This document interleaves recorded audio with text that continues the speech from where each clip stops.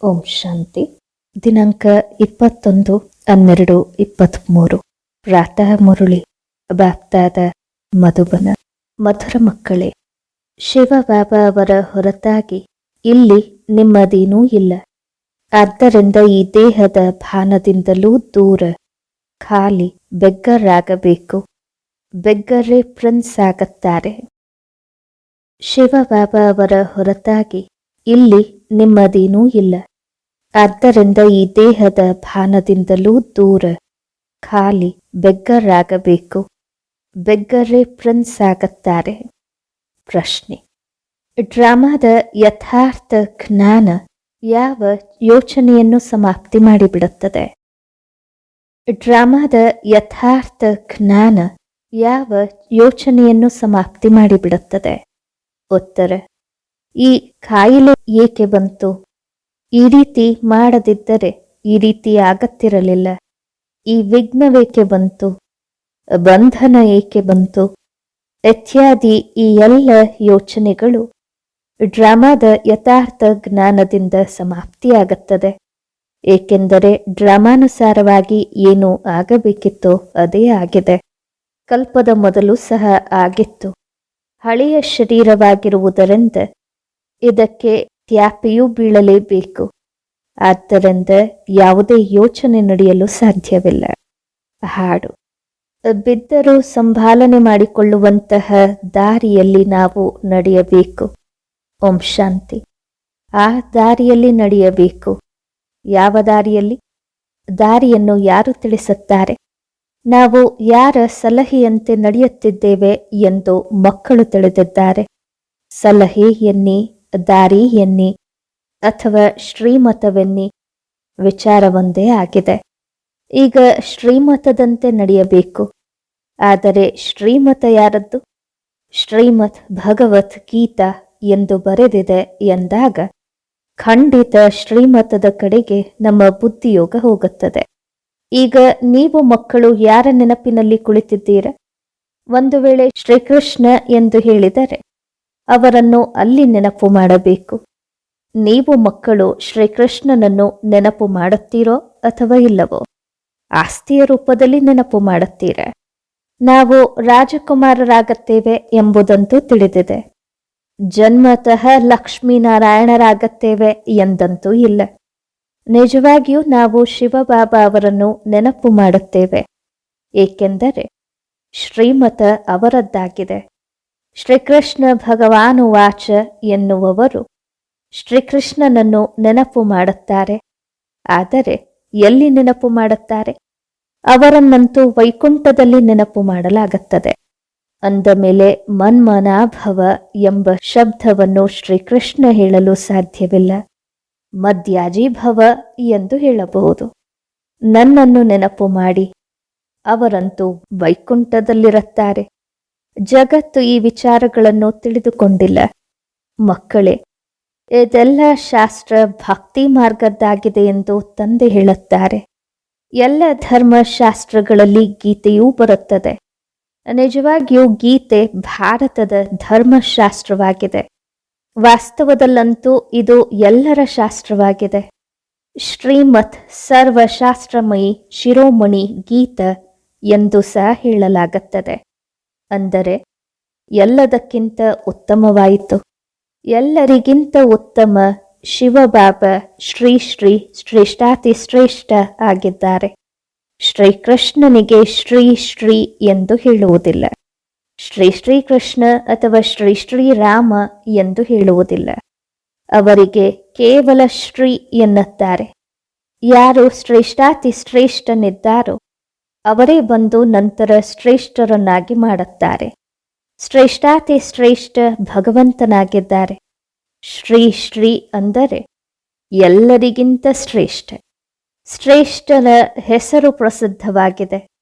ದೇವತೆಗಳಿಗೆ ಖಂಡಿತ ಶ್ರೇಷ್ಠರು ಎನ್ನಬೇಕು. ಅವರು ಈಗ ಇಲ್ಲ. ಇತ್ತೀಚೆಗಿನವರಲ್ಲಿ ಯಾರನ್ನು ಶ್ರೇಷ್ಠರೆಂದು ತಿಳಿಯುತ್ತಾರೆ? ಈಗಿನ ಲೀಡರ್ಸ್ ಇತ್ಯಾದಿಯರದ್ದು ಎಷ್ಟೊಂದು ಸನ್ಮಾನ ಮಾಡುತ್ತಾರೆ. ಆದರೆ ಅವರನ್ನು ಶ್ರೀ ಎಂದಂತೂ ಹೇಳಲು ಸಾಧ್ಯವಿಲ್ಲ. ಮಹಾತ್ಮ ಇತ್ಯಾದಿಯರಿಗೂ ಶ್ರೀ ಎಂಬ ಶಬ್ದವನ್ನು ಕೊಡಲು ಸಾಧ್ಯವಿಲ್ಲ. ಈಗ ನಿಮಗೆ ಶ್ರೇಷ್ಠಾತಿ ಶ್ರೇಷ್ಠ ಪರಮಾತ್ಮನಿಂದ ಜ್ಞಾನ ಸಿಗುತ್ತದೆ.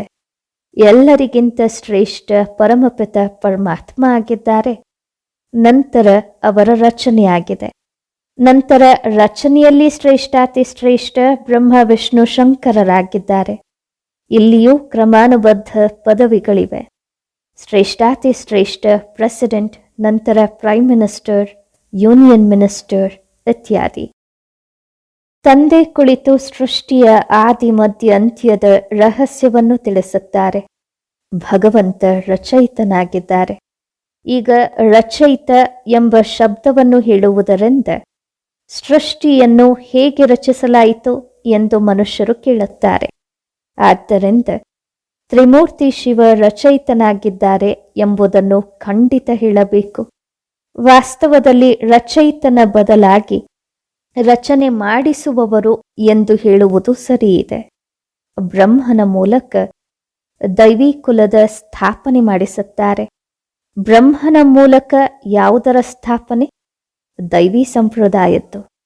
ಈಗ ನೀವು ಬ್ರಹ್ಮನ ಬ್ರಾಹ್ಮಣ ಸಂಪ್ರದಾಯದವರಾಗಿದ್ದೀರ. ಅವರು ಆಸುರಿ ಸಂಪ್ರದಾಯದವರಾಗಿದ್ದಾರೆ. ನೀವು ಈಶ್ವರೀಯ ಸಂಪ್ರದಾಯ, ನಂತರ ದೈವಿ ಸಂಪ್ರದಾಯ ಆಗತ್ತೀರ ಎಂದು ಶಿವಬಾಬಾ ಹೇಳುತ್ತಾರೆ. ತಂದೆ ಬ್ರಹ್ಮನ ಮುಖಾಂತರ ಎಲ್ಲ ವೇದ ಶಾಸ್ತ್ರಗಳ ಸಾರವನ್ನೂ ತಿಳಿಸುತ್ತಾರೆ. ಮನುಷ್ಯರು ಬಹಳ ತಬ್ಬೆಬ್ಬಾಗಿದ್ದಾರೆ. ಜನಸಂಖ್ಯೆ ನಿಯಂತ್ರಣವಾಗಲಿ ಎಂದು ಎಷ್ಟು ತಲೆಕೆಡಿಸಿಕೊಳ್ಳುತ್ತಿರುತ್ತಾರೆ. ನಾನು ಬಂದು ಭಾರತದ ಈ ಸರ್ವಿಸ್ ಮಾಡುತ್ತಿದ್ದೇನೆ ಎಂದು ತಂದೆ ಹೇಳುತ್ತಾರೆ. ಇಲ್ಲಂತೂ ತಮೋಪ್ರಧಾನ ಮನುಷ್ಯರೇ ಇದ್ದಾರೆ. 12 ಮಕ್ಕಳಿಗೆ ಜನ್ಮ ಕೊಡುತ್ತಿರುತ್ತಾರೆ. ವೃಕ್ಷ ಖಂಡಿತ ವೃದ್ಧಿ ಹೊಂದಲೇಬೇಕು. ಎಲೆಗಳು ಬರುತ್ತಿರುತ್ತವೆ. ಇದನ್ನು ಯಾರೂ ನಿಯಂತ್ರಣ ಮಾಡಲು ಸಾಧ್ಯವಿಲ್ಲ. ಸತ್ಯುಗದಲ್ಲಿ ನಿಯಂತ್ರಣವಿದೆ. ಒಬ್ಬ ಮಗ, ಒಬ್ಬ ಮಗಳು ಅಷ್ಟೇ. ಈ ವಿಚಾರಗಳನ್ನು ನೀವು ಮಕ್ಕಳೇ ತಿಳಿದಿದ್ದೀರ. ಮುಂದೆ ಸಾಗತ್ತ ಬರುತ್ತಾರೆ, ಅರ್ಥ ಮಾಡಿಕೊಳ್ಳುತ್ತಾರೆ. ಅತೀಂದ್ರಿಯ ಸುಖವನ್ನು ಗೋಪ ಗೋಪಿಯರ ಬಳಿ ಕೇಳಿ ಎಂದು ಗಾಯನವೂ ಇದೆ. ಇಲ್ಲಿ ನೀವು ಸನ್ಮುಖದಲ್ಲಿ ಕೇಳಿದಾಗ ಸುಖದ ಅನುಭವವಾಗುತ್ತದೆ. ನಂತರ ಕಾರ್ಯವ್ಯವಹಾರದಲ್ಲಿ ಹೋಗುವುದರಿಂದ ಅಷ್ಟು ಸುಖದ ಅನುಭೂತಿ ಆಗುವುದಿಲ್ಲ. ಇಲ್ಲಿ ನಿಮ್ಮನ್ನು ತ್ರಿಕಾಲದರ್ಶಿ ಮಾಡಲಾಗುತ್ತದೆ. ತ್ರಿಕಾಲದರ್ಶಿಗೆ ಸ್ವದರ್ಶನ ಚಕ್ರಧಾರಿ ಎಂದು ಸಹ ಹೇಳುತ್ತಾರೆ. ಎಂತಹ ಮಹಾತ್ಮ ತ್ರಿಕಾಲದರ್ಶಿಯಾಗಿದ್ದರು ಎಂದು ಮನುಷ್ಯರು ಹೇಳುತ್ತಾರೆ. ವೈಕುಂಠನಾಥ ರಾಧೆ ಕೃಷ್ಣರಿಗೂ ಸಹ ಸ್ವದರ್ಶನ ಚಕ್ರದ ಅಥವಾ 3 ಕಾಲಗಳ ಜ್ಞಾನ ಇರಲಿಲ್ಲ ಎಂದು ನೀವು ಹೇಳುತ್ತೀರ. ಕೃಷ್ಣ ಅಂತೂ ಎಲ್ಲರ ಪ್ರಿಯ ಸತ್ಯುಗದ ಪ್ರಥಮ ರಾಜಕುಮಾರನಾಗಿದ್ದಾರೆ. ಆದರೆ ಮನುಷ್ಯರು ತಿಳಿದುಕೊಳ್ಳದ ಕಾರಣ ನೀವು ಶ್ರೀಕೃಷ್ಣನನ್ನು ಭಗವಂತನೆಂದು ಒಪ್ಪಿಕೊಳ್ಳುವುದಿಲ್ಲ, ಆದ್ದರಿಂದ ನಾಸ್ತಿಕರಾಗಿದ್ದೀರಾ ಎಂದು ಹೇಳಿಬಿಡುತ್ತಾರೆ. ನಂತರ ವಿಘ್ನ ಹಾಕುತ್ತಾರೆ. ಅವಿನಾಶಿ ಜ್ಞಾನ ಯಜ್ಞದಲ್ಲಿ ವಿಘ್ನ ಬರುತ್ತದೆ. ಕನ್ಯೆಯರು ಮಾತೆಯರ ಮೇಲೂ ವಿಘ್ನ ಬರುತ್ತದೆ. ಬಂಧನದಲ್ಲಿರುವವರು ಎಷ್ಟು ಸಹನೆ ಮಾಡುತ್ತಾರೆ. ಅಂದ ಮೇಲೆ ಡ್ರಾಮಾನುಸಾರವಾಗಿ ನಮ್ಮ ಪಾತ್ರ ಹಾಗೆಯೇ ಇದೆ ಎಂದು ತಿಳಿದುಕೊಳ್ಳಬೇಕು. ವಿಘ್ನ ಬಂತು. ನಂತರ ಈ ರೀತಿ ಮಾಡದಿದ್ದರೆ ಹೀಗೆ ಆಗತ್ತಿರಲಿಲ್ಲ, ಈ ರೀತಿ ಮಾಡದಿದ್ದರೆ ಕಾಯಿಲೆ ಬೀಳುತ್ತಿರಲಿಲ್ಲ ಎಂದು ಯೋಚನೆ ನಡೆಯಬಾರದು. ನಾವು ಈ ರೀತಿ ಹೇಳಲು ಸಾಧ್ಯವಿಲ್ಲ. ಡ್ರಾಮಾನುಸಾರವಾಗಿ ಇದನ್ನು ಮಾಡಿದೆವು, ಕಲ್ಪದ ಮೊದಲು ಮಾಡಿದ್ದೆವು, ಆದ್ದರಿಂದ ತೊಂದರೆ ಆಯಿತು. ಹಳೆಯ ಶರೀರಕ್ಕೆ ತ್ಯಾಪೆಗಳು ಬೀಳಲೇಬೇಕು. ಅಂತ್ಯದವರೆಗೂ ರಿಪೇರಿ ನಡೆಯುತ್ತಿರುತ್ತದೆ. ಇದು ಸಹ ಆತ್ಮದ ಹಳೆಯ ಮನೆಯಾಗಿದೆ. ನಾನು ಸಹ ಬಹಳ ಹಳಬನಾಗಿದ್ದೇನೆ, ಯಾವುದೇ ತಾಕತ್ತು ಉಳಿದಿಲ್ಲ ಎಂದು ಆತ್ಮ ಹೇಳುತ್ತದೆ. ತಾಕತ್ತು ಇಲ್ಲದ ಕಾರಣ ನಿಶ್ಶಕ್ತ ವ್ಯಕ್ತಿ ದುಃಖವನ್ನು ಭೋಗಿಸುತ್ತಾರೆ. ಮಾಯೆ ನಿಶ್ಶಕ್ತರಿಗೆ ಬಹಳ ದುಃಖ ನೀಡುತ್ತದೆ. ನಿಜವಾಗಿಯೂ ಮಾಯೆಯು ಭಾರತವಾಸಿಗಳನ್ನು ಬಹಳ ನಿಶ್ಶಕ್ತ ಮಾಡಿದೆ. ನಾವು ಬಹಳ ತಾಕತ್ತುಳ್ಳವರಾಗಿದ್ದೆವು. ನಂತರ ಮಾಯೆ ನಿಶ್ಶಕ್ತ ಮಾಡಿಬಿಟ್ಟಿದೆ.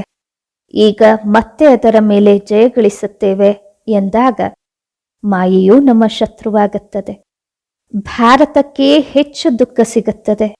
ಎಲ್ಲರಿಂದ ಸಾಲ ತೆಗೆದುಕೊಳ್ಳುತ್ತಿರುತ್ತಾರೆ. ಭಾರತ ಪೂರ್ಣ ಹಳೆಯದಾಗಿದೆ. ಯಾವುದು ಪೂರ್ಣ ಶ್ರೀಮಂತವಾಗಿತ್ತು ಅದು ಬಹಳ ಭಿಕ್ಷುಕ ಆಗಬೇಕು, ನಂತರ ಭಿಕ್ಷುಕನಿಂದ ರಾಜಕುಮಾರ. ಈ ಶರೀರದ ಭಾನದಿಂದಲೂ ದೂರ ಖಾಲಿಯಾಗಿ ಎಂದು ಬಾಬಾ ಹೇಳುತ್ತಾರೆ. ಇಲ್ಲಿ ಒಬ್ಬ ಶಿವಬಾಬಾ ಅವರನ್ನು ಬಿಟ್ಟರೆ ಮತ್ಯಾರೂ ಇಲ್ಲ. ಅಂದ ಮೇಲೆ ನೀವು ಬಹಳ ಭಿಕ್ಷುಕರಾಗಬೇಕು. ಯುಕ್ತಿಗಳನ್ನು ಸಹ ತಿಳಿಸುತ್ತಿರುತ್ತಾರೆ. ಜನಕನಂತೆ ಗೃಹಸ್ಥ ವ್ಯವಹಾರದಲ್ಲಿರತ್ತ ಕಮಲ ಸಮಾನರಾಗಿರಬೇಕು. ಶ್ರೀಮತದಂತೆ ನಡೆಯಬೇಕು. ಎಲ್ಲವನ್ನೂ ಸರೆಂಡರ್ ಸಹ ಮಾಡಬೇಕು. ಜನಕ ಎಲ್ಲವನ್ನೂ ಕೊಟ್ಟರು. ತನ್ನ ಆಸ್ತಿಯನ್ನು ನೀನು ಸಂಭಾಲನೆ ಮಾಡು ಮತ್ತು ಟ್ರಸ್ಟಿಯಾಗಿರು ಎಂದು ನಂತರ ಅವರಿಗೆ ಹೇಳಿದರು. ಹರಿಶ್ಚಂದ್ರನ ದೃಷ್ಟಾಂತವೂ ಇದೆ. ಮಕ್ಕಳೇ, ಒಂದು ವೇಳೆ ನೀವು ಬೀಜವನ್ನು ಬಿತ್ತಲಿಲ್ಲವೆಂದರೆ ನಿಮ್ಮ ಪದವಿ ಕಡಿಮೆಯಾಗುತ್ತದೆ ಎಂದು ತಂದೆ ತಿಳಿಸುತ್ತಾರೆ. Follow father. ನಿಮ್ಮ ಮುಂದೆ ಈ ದಾದ ಕುಳಿತಿದ್ದಾರೆ. ಪೂರ್ಣವೇ ಶಿವಬಾಬಾ ಮತ್ತು ಶಿವಶಕ್ತಿಯರನ್ನು ಟ್ರಸ್ಟಿ ಮಾಡಿದರು. ಶಿವಬಾಬಾ ಎಲ್ಲಿಯಾದರೂ ಸಂಭಾಲನೆ ಮಾಡುತ್ತಾರೆಯೇ? ಇವರು ತನ್ನ ಮೇಲೆಯೇ ಬಲಿಹಾರಿಯಾಗುತ್ತಾರೆಯೇನು? ಇವರು ಮಾತೆಯರ ಮೇಲೆ ಬಲಿಯಾಗಬೇಕು. ಮಾತೆಯರನ್ನೇ ಮುಂದೆ ಇಡಬೇಕು. ತಂದೆ ಬಂದು ಜ್ಞಾನಾಮೃತದ ಕಲಶವನ್ನು ಮಾತೆಯರಿಗೆಯೇ ಕೊಡುತ್ತಾರೆ, ಮನುಷ್ಯರನ್ನು ದೇವತೆ ಮಾಡಲಿ ಎಂದು. ಲಕ್ಷ್ಮಿಗೆ ಕೊಟ್ಟಿಲ್ಲ. ಈ ಸಮಯದಲ್ಲಿ ಇವರು ಜಗದಂಬೆ, ಸತ್ಯುಗದಲ್ಲಿ ಲಕ್ಷ್ಮಿ ಆಗುತ್ತಾರೆ. ಜಗದಂಬೆಯ ಹಾಡು ಎಷ್ಟು ಚೆನ್ನಾಗಿ ಮಾಡಿದ್ದಾರೆ. ಅವರಿಗೆ ಬಹಳ ಮಾನ್ಯತೆ ಇದೆ. ಅವರು ಹೇಗೆ ಸೌಭಾಗ್ಯವಿಧಾತೆಯಾಗಿದ್ದಾರೆ. ಅವರಿಗೆ ಹಣ ಎಲ್ಲಿಂದ ಸಿಗುತ್ತದೆ? ಬ್ರಹ್ಮನಿಂದಲೇ, ಕೃಷ್ಣನಿಂದಲೇ ಅಲ್ಲ. ಧನ ಎಷ್ಟೇ ಆದರೂ ಜ್ಞಾನ ಸಾಗರನಿಂದ ಸಿಗುತ್ತದೆ. ಇವು ಬಹಳ ಗುಪ್ತ ವಿಚಾರಗಳಾಗಿವೆ ಅಲ್ಲವೇ? ಭಗವಾನುವಾಚ ಎಲ್ಲರಿಗಾಗಿ. ಎಲ್ಲರ ಭಗವಂತ ಆಗಿದ್ದಾರೆ ಅಲ್ಲವೇ?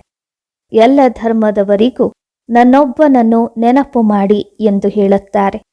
ಭಲೆ ಶಿವನ ಪೂಜಾರಿಯೂ ಬಹಳವಿದ್ದಾರೆ, ಆದರೆ ಏನನ್ನೂ ತಿಳಿದುಕೊಂಡಿಲ್ಲ. ಅದು ಭಕ್ತಿಯಾಯಿತು. ಈಗ ನಿಮಗೆ ಯಾರು ಜ್ಞಾನ ಕೊಡುತ್ತಾರೆ? ಅತ್ಯಂತ ಪ್ರೀತಿಯ ತಂದೆ. ಶ್ರೀಕೃಷ್ಣನಿಗೆ ಆ ರೀತಿ ಹೇಳುವುದಿಲ್ಲ. ಅವರನ್ನು ಸತ್ಯುಗದ ರಾಜಕುಮಾರ ಎನ್ನುತ್ತಾರೆ. ಭಲೆ ಶ್ರೀಕೃಷ್ಣನ ಪೂಜೆ ಮಾಡುತ್ತಾರೆ, ಆದರೆ ಅವರು ಸತ್ಯುಗದ ರಾಜಕುಮಾರ ಹೇಗೆ ಆದರು ಎಂಬುದನ್ನು ಯೋಚಿಸುವುದಿಲ್ಲ. ಮೊದಲು ನಾವು ಸಹ ತಿಳಿದುಕೊಂಡಿರಲಿಲ್ಲ. ನಿಜವಾಗಿಯೂ ನಾವು ಮತ್ತೆ ರಾಜಕುಮಾರ ರಾಜಕುಮಾರಿಯರಾಗುತ್ತೇವೆ. ಹಾಗಾಗಿ ನಂತರ ದೊಡ್ಡವರಾಗಿ ಲಕ್ಷ್ಮೀನಾರಾಯಣರನ್ನು ವರಿಸುತ್ತೇವೆ ಅಲ್ಲವೇ ಎಂದು ನೀವು ಮಕ್ಕಳು ಈಗ ತಿಳಿದಿದ್ದೀರ. ಈ ಜ್ಞಾನ ಇರುವುದೇ ಭವಿಷ್ಯಕ್ಕಾಗಿ. ಇದರ ಫಲ 21 ಜನ್ಮಕ್ಕಾಗಿ ಸಿಗುತ್ತದೆ. ಕೃಷ್ಣನಿಗಾಗಿ ಅವರು ಆಸ್ತಿಯನ್ನು ಕೊಡುತ್ತಾರೆ ಎಂದು ಹೇಳುವುದಿಲ್ಲ. ಆಸ್ತಿ ತಂದೆಯಿಂದ ಸಿಗುತ್ತದೆ. ಶಿವಬಾಬಾ ರಾಜಯೋಗವನ್ನು ಕಲಿಸುತ್ತಾರೆ. ಬ್ರಹ್ಮನ ಮುಖದಿಂದ ಸಹಸ್ರಾರು ಬ್ರಾಹ್ಮಣರು ಬಂದಿದ್ದಾರೆ. ಅವರಿಗೆ ಈ ಶಿಕ್ಷಣ ಸಿಗುತ್ತದೆ. ಕೇವಲ ನೀವು ಬ್ರಾಹ್ಮಣರು ಕಲ್ಪದ ಸಂಗಮಯುಗದವರಾಗಿದ್ದೀರ. ಉಳಿದಂತೆ ಇಡೀ ಸೃಷ್ಟಿ ಕಲಿಯುಗದ್ದಾಗಿದೆ. ಈಗ ನಾವು ಕಲಿಯುಗದಲ್ಲಿದ್ದೇವೆ ಎಂದು ಅವರೆಲ್ಲರೂ ಹೇಳುತ್ತಾರೆ. ನಾವು ಸಂಗಮದಲ್ಲಿದ್ದೇವೆ ಎಂದು ನೀವು ಹೇಳುತ್ತೀರ. ಈ ವಿಚಾರಗಳು ಎಲ್ಲಿಯೂ ಇಲ್ಲ. ಈ ಹೊಸ ಹೊಸ ವಿಚಾರಗಳನ್ನು ಹೃದಯದಲ್ಲಿಟ್ಟುಕೊಳ್ಳಬೇಕು. ಮುಖ್ಯ ವಿಚಾರ ತಂದೆ ಮತ್ತು ಆಸ್ತಿಯನ್ನು ನೆನಪು ಮಾಡಬೇಕು. ಒಂದು ವೇಳೆ ಪವಿತ್ರರಾಗಿ ಇರುವುದಿಲ್ಲವೆಂದರೆ ಎಂದಿಗೂ ಯೋಗ ಹತ್ತುವುದಿಲ್ಲ, ಕಾನೂನು ಹೇಳುವುದಿಲ್ಲ. ಆದ್ದರಿಂದ ಅಷ್ಟಾಗಿ ಪದವಿಯನ್ನು ಪಡೆಯಲು ಸಾಧ್ಯವಾಗುವುದಿಲ್ಲ. ಸ್ವಲ್ಪ ಯೋಗ ಬೆಳೆಸುವುದರಿಂದಲೂ ಸ್ವರ್ಗಕ್ಕಂತೂ ಹೋಗುತ್ತೀರ. ಒಂದು ವೇಳೆ ಪವಿತ್ರರಾಗಲಿಲ್ಲವೆಂದರೆ ನನ್ನ ಬಳಿ ಬರಲು ಸಾಧ್ಯವಿಲ್ಲ ಎಂದು ತಂದೆ ಹೇಳುತ್ತಾರೆ. ಭಲೆ ಮನೆಯಲ್ಲಿ ಕುಳಿತೇ ಸ್ವರ್ಗಕ್ಕೆ ಬರಲು ಸಾಧ್ಯ, ಒಳ್ಳೆಯ ಪದವಿಯನ್ನು ಪಡೆಯಲು ಸಾಧ್ಯವಿದೆ. ಆದರೆ ಯೋಗದಲ್ಲಿದ್ದು ಪವಿತ್ರರಾಗಿದ್ದಾಗ ಪವಿತ್ರತೆಯ ಹೊರತಾಗಿ ಯೋಗ ಹತ್ತುವುದಿಲ್ಲ, ಮಾಯೆ ಬೆಳೆಸಲು ಬಿಡುವುದಿಲ್ಲ. ಸತ್ಯ ಹೃದಯದ ಮೇಲೆ ಸಾಹೇಬ ರಾಜಿಯಾಗುತ್ತಾರೆ. ಯಾರು ವಿಕಾರದಲ್ಲಿ ಹೋಗುತ್ತಿರುತ್ತಾರೆಯೋ ನಾನು ಶಿವಬಾಬಾ ಅವರನ್ನು ನೆನಪು ಮಾಡುತ್ತೇನೆ ಎಂದು ಹೇಳುತ್ತಾರೆ. ಇದಂತೂ ತನ್ನ ಹೃದಯವನ್ನು ಖುಷಿಪಡಿಸಿಕೊಳ್ಳುತ್ತಾರೆ. ಪವಿತ್ರತೆ ಮುಖ್ಯವಾಗಿದೆ. ಜನ್ಮ ನಿಯಂತ್ರಣವಾಗಲಿ, ಮಕ್ಕಳಿಗೆ ಜನ್ಮ ಕೊಡಬೇಡಿ ಎಂದು ಹೇಳುತ್ತಾರೆ. ಇದಂತೂ ಇರುವುದೇ ತಮೋ ಪ್ರಧಾನ ಜಗತ್ತು. ಈಗ ಬಾಬಾ ಜನ್ಮ ನಿಯಂತ್ರಣ ಮಾಡಿಸುತ್ತಿದ್ದಾರೆ. ನೀವೆಲ್ಲರೂ ಕುಮಾರ ಕುಮಾರಿಯರಾಗಿದ್ದೀರ ಅಂದ ಮೇಲೆ ವಿಕಾರದ ವಿಚಾರವಿಲ್ಲ. ಇಲ್ಲಂತೂ ವಿಷದ ಮೇಲೆ ಹೆಣ್ಣು ಮಕ್ಕಳು ಎಷ್ಟೊಂದು ಸಹನೆ ಮಾಡಿಕೊಳ್ಳಬೇಕು, ಬಹಳ ಪಥ್ಯನ್ನಿಟ್ಟುಕೊಳ್ಳಬೇಕೆಂದು ಬಾಬಾ ಹೇಳುತ್ತಾರೆ. ಇಲ್ಲಿ ಯಾರಾದರೂ ಸಾರಾಯಿ ಕುಡಿಯುತ್ತಾರೆಯೇ ಎಂದು ತಂದೆ ಮಕ್ಕಳನ್ನು ಕೇಳುತ್ತಾರೆ. ಒಂದು ವೇಳೆ ಸುಳ್ಳು ಹೇಳಿದರೆ ಧರ್ಮರಾಜನ ಕಠಿಣ ಶಿಕ್ಷೆಯನ್ನು ಭೋಗಿಸಬೇಕಾಗುತ್ತದೆ. ಭಗವಂತನ ಮುಂದೆಯಂತೂ ಸತ್ಯ ಹೇಳಬೇಕು. ಯಾರಾದರೂ ಸ್ವಲ್ಪವೇ ಸರಾಯಿಯನ್ನು ಯಾವುದೇ ಕಾರಣದಿಂದ ಅಥವಾ ಔಷಧಿ ರೀತಿಯಿಂದ ಕುಡಿದಿದ್ದಾರೆಯೇ? ಯಾರೂ ಕೈ ಎತ್ತಲಿಲ್ಲ. ಇಲ್ಲಿ ಖಂಡಿತ ಸತ್ಯ ಹೇಳಬೇಕು. ಯಾವುದೇ ತಪ್ಪಾಗಿದ್ದರೂ ಬಾಬಾ ನನ್ನಿಂದ ಈ ತಪ್ಪಾಗಿದೆ, ಮಾಯೆ ಪೆಟ್ಟು ಕೊಟ್ಟಿದೆ ಎಂದು ಬರೆಯಬೇಕು. ಎಂದು ನನ್ನಲ್ಲಿ ಕ್ರೋಧದ ಭೂತ ಬಂದಿತು, ಒಡೆದು ಬಿಟ್ಟೆ ಎಂದು ಬಾಬಾ ಅವರಿಗೆ ಅನೇಕರು ಬರೆಯುತ್ತಾರೆ ಸಹ. ಒಡೆಯಬಾರದು ಎಂಬುದಂತೂ ನಿಮ್ಮ ಮತವಾಗಿದೆ. ಕೃಷ್ಣನನ್ನು ಒಳಕಲ್ಲಿಗೆ ಕಟ್ಟಿದರು ಎಂದು ತೋರಿಸುತ್ತಾರೆ. ಇದಂತೂ ಎಲ್ಲ ಸುಳ್ಳು ವಿಚಾರಗಳಾಗಿವೆ. ಮಕ್ಕಳಿಗೆ ಪ್ರೀತಿಯಿಂದ ಶಿಕ್ಷಣ ಕೊಡಬೇಕು, ಒಡೆಯಬಾರದು. ಭೋಜನ ಬಂದು ಮಾಡುವುದು, ಸಿಹಿ ನೀಡದಿರುವುದು ಇತ್ಯಾದಿ ಈ ರೀತಿ ಸುಧಾರಣೆ ಮಾಡಬೇಕು. ಒಡೆಯುವುದು ಕ್ರೋಧದ ಗುರುತಾಗುತ್ತದೆ. ಅದು ಸಹ ಮಹಾತ್ಮರ ಮೇಲೆ ಕ್ರೋಧ ಮಾಡುತ್ತಾರೆ. ಚಿಕ್ಕ ಮಕ್ಕಳು ಮಹಾತ್ಮರ ಸಮಾನರಾಗಿರುತ್ತಾರೆ ಅಲ್ಲವೇ? ಆದ್ದರಿಂದ ಒಡೆಯಬಾರದು. ಬೈಯುವುದಕ್ಕೂ ಸಾಧ್ಯವಿಲ್ಲ. ನಾನು ಇಂತಹ ವಿಕರ್ಮ ಮಾಡಿದೆ ಎಂದು ಯೋಚನೆ ನಡೆಯುವಂತಹ ಯಾವುದೇ ಕರ್ಮವನ್ನು ಮಾಡಬಾರದು. ಒಂದು ವೇಳೆ ಮಾಡಿದರೆ ಬಾಬಾ ನನ್ನಿಂದ ಈ ತಪ್ಪಾಯಿತು, ನನ್ನನ್ನು ಕ್ಷಮಿಸಿ, ಮುಂದೆ ಮಾಡುವುದಿಲ್ಲ ಎಂದು ತಕ್ಷಣ ಬರೆಯಬೇಕು. ಪಶ್ಚಾತ್ತಾಪ ಪಡುತ್ತಾರೆ ಅಲ್ಲವೇ? ಅಲ್ಲಿಯೂ ಧರ್ಮರಾಜ ಶಿಕ್ಷೆ ಕೊಡುತ್ತಾನೆ. ಆಗ ಅಯ್ಯೋ ಅಯ್ಯೋ ಎನ್ನುತ್ತಾರೆ. ಮುಂದೆ ಈ ರೀತಿ ಮತ್ತೆ ಮಾಡುವುದಿಲ್ಲ ಎನ್ನುತ್ತಾರೆ. ಮುದ್ದಾದ ಸುಪುತ್ರ ಮಕ್ಕಳೇ, ಪ್ರಿಯ ಮಕ್ಕಳೇ, ಎಂದಿಗೂ ಸುಳ್ಳು ಹೇಳಬೇಡಿ ಎಂದು ಬಾಬಾ ಬಹಳ ಪ್ರೀತಿಯಿಂದ ಹೇಳುತ್ತಾರೆ. ಹೆಜ್ಜೆ ಹೆಜ್ಜೆಗೂ ಸಲಹೆಯನ್ನು ಕೇಳಬೇಕು. ನಿಮ್ಮ ಹಣ ಈಗ ಭಾರತವನ್ನು ಸ್ವರ್ಗ ಮಾಡುವುದರಲ್ಲಿ ತೊಡಗುತ್ತದೆ ಅಂದ ಮೇಲೆ ಕೌಡೆ ಕೌಡೆಯು ವಜ್ರ ಸಮಾನವಾಗಿದೆ. ನಾವು ಯಾರೋ ಸನ್ಯಾಸಿಗಳು ಇತ್ಯಾದಿಯರಿಗೆ ದಾನ ಪುಣ್ಯ ಮಾಡುತ್ತೇವೆ ಎಂದಲ್ಲ. ಮನುಷ್ಯ ಆಸ್ಪತ್ರೆ ಅಥವಾ ಕಾಲೇಜ್ ಇತ್ಯಾದಿಯನ್ನು ಮಾಡುತ್ತಾರೆ. ಆಗ ಏನು ಸಿಗುತ್ತದೆ? ಕಾಲೇಜ್ ತೆರೆಯುವುದರಿಂದ ಮುಂದಿನ ಜನ್ಮದಲ್ಲಿ ವಿದ್ಯೆ ಚೆನ್ನಾಗಿ ಸಿಗುತ್ತದೆ. ಧರ್ಮಶಾಲೆ ಮಾಡುವುದರಿಂದ ಮಹಲ್ ಸಿಕ್ಕುತ್ತದೆ. ಇಲ್ಲಂತೂ ನಿಮಗೆ ಜನ್ಮ ಜನ್ಮಾಂತರಕ್ಕಾಗಿ ತಂದೆಯಿಂದ ಅಪರಿಮಿತವಾದ ಸುಖ ಸಿಗುತ್ತದೆ, ಅಪರಿಮಿತವಾದ ಆಯಸ್ಸು ಸಿಗುತ್ತದೆ. ಇದಕ್ಕಿಂತ ದೀರ್ಘ ಆಯಸ್ಸು ಮತ್ಯಾವ ಧರ್ಮದವರದ್ದೂ ಇರುವುದಿಲ್ಲ. ಕಡಿಮೆ ಆಯಸ್ಸಿನವರು ಸಹ ಇಲ್ಲಿ ಲೆಕ್ಕ ಹಾಕಲಾಗುತ್ತಾರೆ. ಅಂದ ಮೇಲೆ ಈಗ ನಡೆಯತ್ತ, ಓಡಾಡತ್ತ, ನಿಲ್ಲತ್ತ, ಕೂರತ್ತ ಪಾರಲೌಕಿಕ ತಂದೆಯನ್ನು ನೆನಪು ಮಾಡಬೇಕು. ಆಗಲೇ ಖುಷಿಯಲ್ಲಿರುತ್ತೀರ. ಯಾವುದೇ ತೊಂದರೆ ಆದರೂ ಕೇಳಿ. ಉಳಿದಂತೆ ಬಾಬಾ ನಾವಂತೂ ನಿಮ್ಮವರಾಗಿದ್ದೇವೆ, ಈಗ ನಾವು ನಿಮ್ಮ ಬಳಿಯೇ ಇರುತ್ತೇವೆ ಎಂದು ಬಡವರು ಹೇಳಿದರೆ ಸಾಧ್ಯವೇ? ಹಾಗಂತೂ ಪ್ರಪಂಚದಲ್ಲಿ ಬಹಳ ಬಡವರಿದ್ದಾರೆ. ನಮ್ಮನ್ನು ಮಧುಬನದಲ್ಲಿಟ್ಟುಕೊಳ್ಳಿ ಎಂದು ಎಲ್ಲರೂ ಹೇಳಿದರೆ ಆ ರೀತಿಯಂತೂ ಲಕ್ಷಾಂತರ ಜನ ಒಟ್ಟಿಗೆ ಸೇರುತ್ತಾರೆ. ಇದು ಸಹ ನಿಯಮವಿಲ್ಲ. ನೀವು ಗೃಹಸ್ಥ ವ್ಯವಹಾರದಲ್ಲಿರಬೇಕು. ಇಲ್ಲಿ ಆ ರೀತಿ ಇರಲು ಸಾಧ್ಯವಿಲ್ಲ. ವ್ಯವಹಾರದಲ್ಲಿ ಯಾವಾಗಲೂ ಈಶ್ವರಾರ್ಥವಾಗಿ 1-2 ಪೈಸೆ ತೆಗೆಯುತ್ತಾರೆ. ಒಳ್ಳೆಯದು, ನೀವು ಬಡವರಾಗಿದ್ದೀರ, ಏನನ್ನೂ ತೆಗೆದಿಡಬೇಡಿ, ಜ್ಞಾನವನ್ನಾದರೂ ಅರ್ಥ ಮಾಡಿಕೊಳ್ಳಿ ಮತ್ತು ಮನ್ಮನಾಭವವಾಗಿ ಎಂದು ಬಾಬಾ ಹೇಳುತ್ತಾರೆ. ನಿಮ್ಮ ಮಮ್ಮ ಏನು ಕೊಟ್ಟರು? ನಂತರ ಅವರು ಜ್ಞಾನದಲ್ಲಿಯೂ ತೀಕ್ಷ್ಣವಾಗಿದ್ದಾರೆ. ತನು ಮನದಿಂದ ಸೇವೆ ಮಾಡುತ್ತಿದ್ದಾರೆ. ಇದರಲ್ಲಿ ಹಣದ ವಿಚಾರವಿಲ್ಲ. ಬಹಳವಾಗಿ 1 ರೂಪಾಯಿಯನ್ನು ಕೊಟ್ಟು ಬಿಡಿ, ನಿಮಗೆ ಶ್ರೀಮಂತರಷ್ಟು ಸಿಕ್ಕುತ್ತದೆ. ಮೊದಲು ತನ್ನ ಗೃಹಸ್ಥ ವ್ಯವಹಾರದ ಸಂಭಾಲನೆ ಮಾಡಬೇಕು. ಮಕ್ಕಳು ದುಃಖಿಯಾಗಬಾರದು. ಒಳ್ಳೆಯದು. ಮಧುರಾತಿ ಮಧುರ ಅಗಲಿ ಸಿಕ್ಕಿರುವ ಮಕ್ಕಳ ಪ್ರತಿಯಾಗಿ ಮಾತಾಪಿತಾ ಬಾಪ್ದಾದಾರವರ ಸವಿನೆನಪು ಮತ್ತು ಸುಪ್ರಭಾತ. ವಂದೇ ಮಾತರಂ. ಸಲಾಂ ಮಾಲಿಕಂ. ನಿಮ್ಮ ಜಯ ಜಯ ಜಯವಾಗಲಿ. ಓಂ ಶಾಂತಿ. ಆತ್ಮೀಯ ತಂದೆಗೆ ಆತ್ಮೀಯ ಮಕ್ಕಳ ನಮಸ್ಕಾರಗಳು. ಧಾರಣೆಗಾಗಿ ಮುಖ್ಯ ಸಾರ.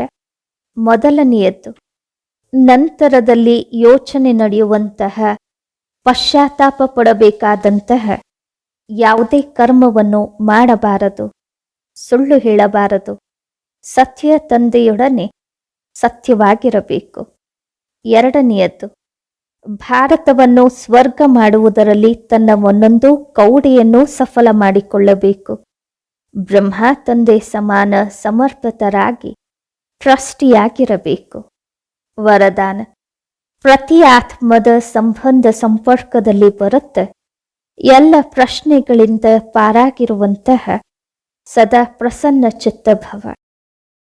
ಪ್ರತಿ ಆತ್ಮದ ಸಂಬಂಧ ಸಂಪರ್ಕದಲ್ಲಿ ಬರುತ್ತೆ ಎಲ್ಲ ಪ್ರಶ್ನೆಗಳಿಂದ ಪಾರಾಗಿರುವಂತಹ ಸದಾ ಪ್ರಸನ್ನ ಚಿತ್ತಭವ. ಪ್ರತಿ ಆತ್ಮದ ಸಂಬಂಧ ಸಂಪರ್ಕದಲ್ಲಿ ಬರುತ್ತೆ ಇವರು ಹೀಗೆ ಏಕೆ ಮಾಡುತ್ತಾರೆ ಅಥವಾ ಏಕೆ ಹೇಳುತ್ತಾರೆ, ಈ ವಿಚಾರ ಈ ರೀತಿಯಲ್ಲ, ಈ ರೀತಿ ಇರಬೇಕು ಎಂಬ ಪ್ರಶ್ನೆ ಚಿತ್ತದ ಒಳಗೆ ಉತ್ಪನ್ನವಾಗಬಾರದು. ಯಾರು ಈ ಪ್ರಶ್ನೆಗಳಿಂದ ಪಾರಾಗಿರುತ್ತಾರೆಯೋ ಅವರೇ ಸದಾ ಪ್ರಸನ್ನ ಚಿತ್ತರಾಗಿರುತ್ತಾರೆ. ಆದರೆ ಯಾರು ಈ ಪ್ರಶ್ನೆಗಳ ಕ್ಯೂನಲ್ಲಿ ಹೊರಟು ಹೋಗುತ್ತಾರೆ, ರಚನೆಯನ್ನು ರಚಿಸಿ ಬಿಡುತ್ತಾರೆ, ಆಗ ಅದಕ್ಕೆ ಪಾಲನೆಯೂ ಮಾಡಬೇಕು, ಸಮಯ ಮತ್ತು ಶಕ್ತಿಯನ್ನೂ ಕೊಡಬೇಕು. ಆದ್ದರಿಂದ ಈ ವ್ಯರ್ಥ ರಚನೆಯ ಜನ್ಮ ನಿಯಂತ್ರಣ ಮಾಡಿ. ಸ್ಲೋಗನ್: ತನ್ನ ನಯನಗಳಲ್ಲಿ ಬಿಂದು ರೂಪ ತಂದೆಯನ್ನು ಸಮಾವೇಶ ಮಾಡಿಕೊಳ್ಳಿ, ಆಗ ಮತ್ಯಾರೂ ಸಮಾವೇಶವಾಗಲು ಸಾಧ್ಯವಿಲ್ಲ. ತನ್ನ ನಯನಗಳಲ್ಲಿ ಬಿಂದು ರೂಪ ತಂದೆಯನ್ನು ಸಮಾವೇಶ ಮಾಡಿಕೊಳ್ಳಿ, ಆಗ ಮತ್ಯಾರೂ ಸಮಾವೇಶವಾಗಲು ಸಾಧ್ಯವಿಲ್ಲ. ಓಂ ಶಾಂತಿ.